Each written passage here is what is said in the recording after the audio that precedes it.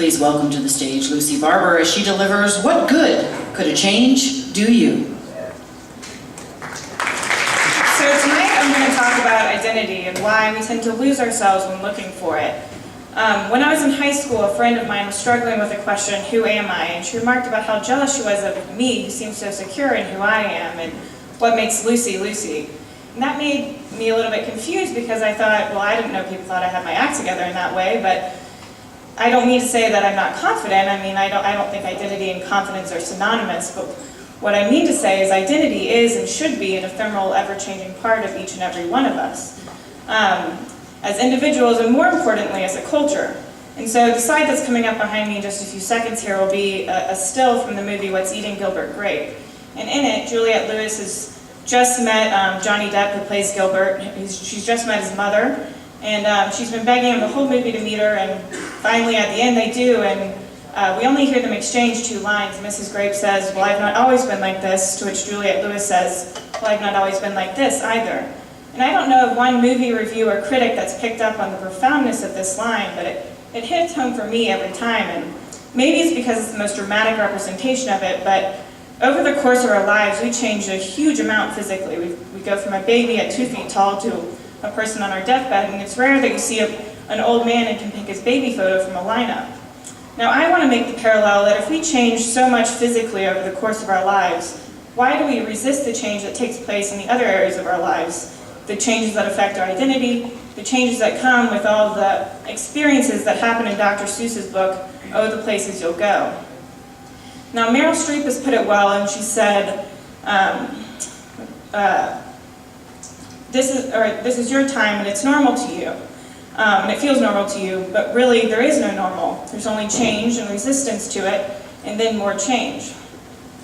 And so any definition of the universe boils down to one ironic commonality, which is change, and that old philosophical adage that there are no absolutes. But we get very caught up in our own definitions of ourselves, don't we?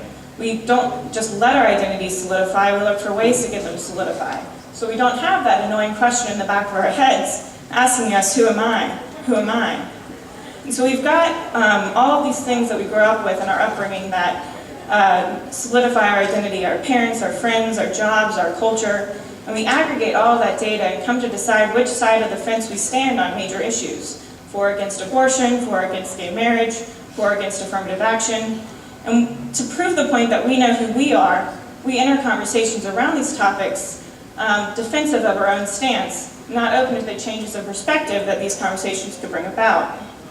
Now, I respect my parents more than anyone else on the planet, but I would say that the times that I grew up the most were through my biggest disagreements with them. And I don't say that to say that dissent is development, but defiance in defense of your vision of you is growth. And by my definition, growth is the constant developmental change in our identities. And this happens throughout all of our lives with any highly influential component, from childhood through young adulthood. And as soon as people meet you, especially as a child, they'll place a judgment over your head as to what your capabilities are. And that's neither a good nor a bad thing. It's efficiency and it's animalism. But oftentimes we can read those expectations and we use them to create our own path of judgment, or our own path for ourselves as to what other people's expectations of us could be. And so a Spanish teacher on the first day of school sees a girl that comes in last. She's got a tube top and a short skirt, and she's just not going to naturally treat her the same as the girl she's expecting to give the graduation speech at the end of the year. And it's these nurtured expectations that we grew up with that help us decide which path we're going to take.